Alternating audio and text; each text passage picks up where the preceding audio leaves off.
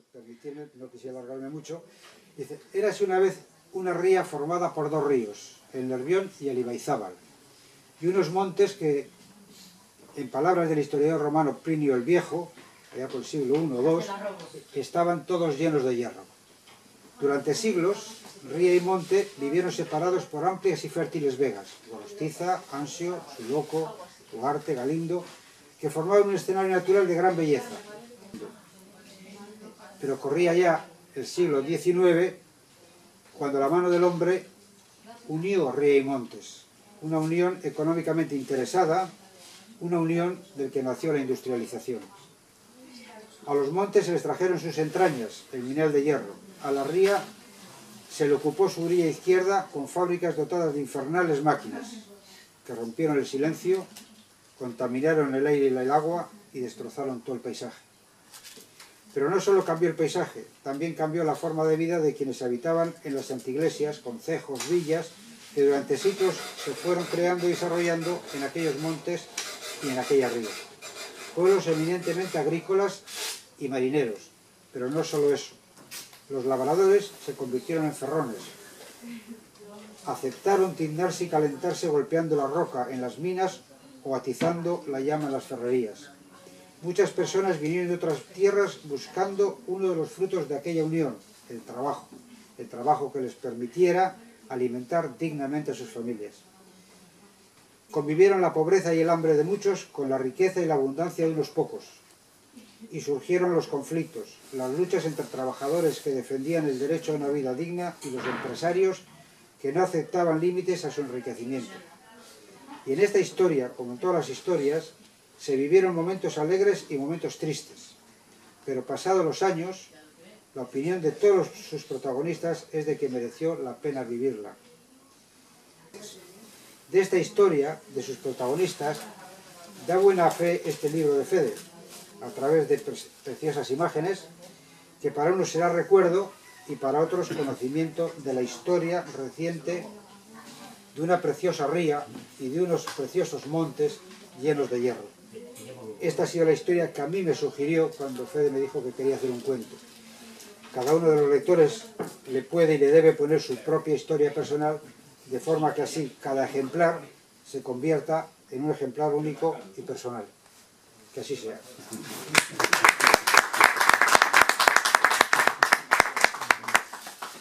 Pues bueno, eso es lo que te podía decir, sí, de ti y de tu libro. Ya está dicho, es que además creo que has dicho ya todo lo que hace falta decir. No, seguro, pero tú tienes que contar lo que hay, además de pegar al botón. Bueno, primero gracias Ismael, gracias Santi, Carlos, gracias.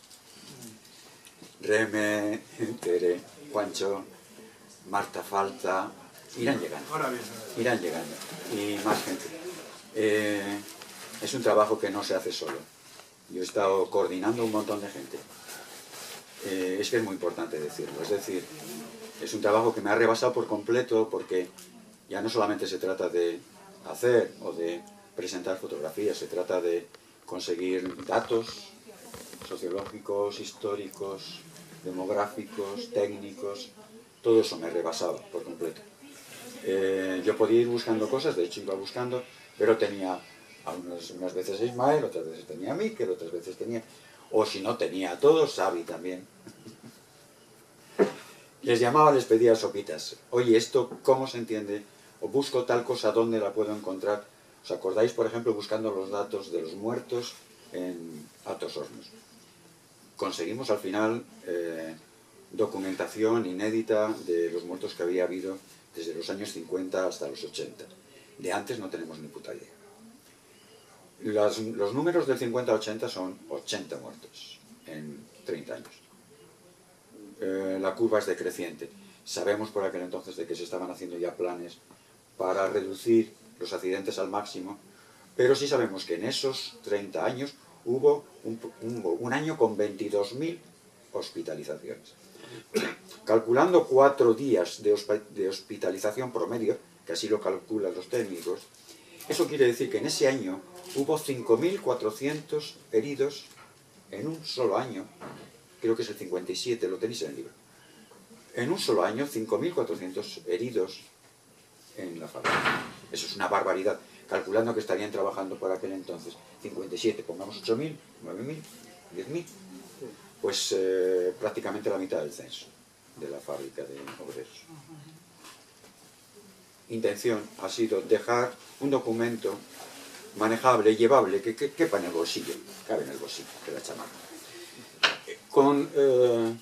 que resumiera lo que ha ocurrido en este país desde la abolición de los fueros en 1876 hasta 1880, todo ese siglo que ha ocurrido en este país en todos los ámbitos, desde qué pasó con la ría, qué pasó con la demografía, qué pasó con la historia, qué pasó con las relaciones personales, qué pasó con los rateros y las ratas, qué pasó con los ricos y con los pobres, con los trabajadores y los empleadores de trabajadores, qué pasó con la gente que vino de fuera, la gente que estaba dentro, qué pasó a lo largo de ese siglo para que lo que entonces era un Baracaldo de 3.000 habitantes se haya convertido en el año 1980 en un Baracaldo de 120.000 habitantes. Esta foto para mí es uno de los momentos más hermosos de mi vida, ha sido encontrar el sentido y el significado de esta fotografía. De pronto hay más. Esta sería, porque es la primera, y por eso es la primera. A ver, para mí el trabajo no solamente es un trabajo documental sobre Baracaldo, es un trabajo con 3 lecturas. Una primera lectura sería una lectura familiar. Estos son los abuelos de Baracaldo. Estos son las cenizas. Estos hombres están en cenizas, enterrados en Baracaldo. Y bajo nuestros pies está el esfuerzo de esta gente de Baracaldo. Son obreros de la fábrica del Carmen, antes de que se formara Altos Hornos. La fecha, no sé si está puesta, en 1890 más o menos. 1898. Es que es muy importante, porque entonces este libro no es solamente un trabajo sobre la industrialización, no es un trabajo solamente sobre la ría de transformación del entorno, de lo que llamamos Gran Bilbao, es también un álbum de familia. Aquí aparece gente cuyos descendientes viven en este momento, en este país, y que han recibido de esta gente la herencia de lo que somos, porque ellos han sido los que nos han trasladado, algo así como desde la huerta al Bilbao, al Baracaldo o al Gallarta del año 2013. Entonces tenemos 2 trabajos, tenemos en realidad 3 trabajos. Uno, esto que es un álbum de familia. 2, esto que también es una historia de cómo evoluciona desde la caída de los fueros hasta el final de la época industrial toda la margen izquierda y derecha, todo lo que es Gran Bilbao, para convertirse en lo que hoy es. Y hay una tercera historia que es curioso. La tercera historia es que ocurre lo mismo en el resto del planeta.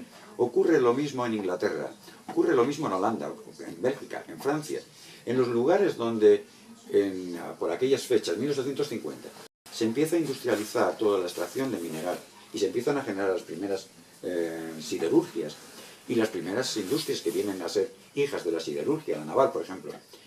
Ocurre lo mismo. Hay unas minas, hay al principio comunales, después esas minas pasan a propiedad privada de la gente más económicamente de más nivel de esos lugares. Después son explotadas las minas. Se demanda mucha gente a trabajar en ellas porque la explotación industrial requiere mucha mano de obra y mucha más necesidad también de materia prima. Se les explota brutalmente a los currelas, lo mismo que aquí en Gallarta o en la Arboleda se les explota en Inglaterra o en Holanda. Y da como resultado un mundo parecido a este, un proceso en el que se produce una gran degradación de la naturaleza a favor, porque se convierten los ríos en vertederos aproximadamente, y se rellenan los ríos, se encauzan, se inutilizan cantidad de espacios, huertas, vegas, a favor de la industria. Carlos me decía el otro día que hablara de datos técnicos. Bueno, pues de datos técnicos, ¿qué decir? Bueno, como cosas muy asombrosas, fue un trabajo muy difícil. A ver, el libro tiene 2 partes. Una primera parte, la parte histórica, que es justo la mitad, hasta que narra lo que pasa hasta el año 80, 1980. En la segunda es el trabajo que yo hago en el año 86 metiéndome en Altos Hornos, que es bastante bestia. Técnicamente, de la primera parte, bueno, la primera parte ha sido documentación, búsqueda de imágenes, búsqueda de textos. Intentar casar todo lo que quería decir y intentar amoldarme a todo lo que se me venía diciendo. Es decir, el proceso es bastante complicado porque a medida que voy avanzando voy encontrando cosas que no están inicialmente contempladas. Con lo cual, la segunda parte, que es el proceso todo el proceso de producción de acero en el año 86. Acerca del segundo proceso, bueno, el trabajo fue también bastante bestia, pero fue precioso. Altos Hornos era un lugar mágico, extremadamente mágico, y también extremadamente peligroso cuando estuve yo ahí dentro. Extremadamente peligroso. Y para el fotógrafo peligroso porque en realidad no está pensado que haya ningún fotógrafo ahí metido haciendo no se sabe qué. Y entonces, a pesar de que llevaba Ángel de la Guarda, pues me jugué la vida un par de veces. Y con Ángel de la Guarda las instrucciones eran muy bestias. Usualmente podía hacer 1 o 2 fotos máximo y tenía que desplazarme hasta el punto que me indicaban. Yo pedía lo más cerca posible a lo que quería hacer. Me decían hasta esa línea, te cuento 5, vas y vuelves. Y en esos 5 segundos de ir y volver tenía que ir a hacer la foto y volver, porque yo ahí no tenía que estar. Y porque algún currela ahí, o yo le atropellaba o él me atropellaba a mí, y un accidente en Altos Hornos, ¿verdad? Que es muy malo. Oye, ya he terminado, que se estoy abriendo. Hace años parecía que era común, pero luego ya...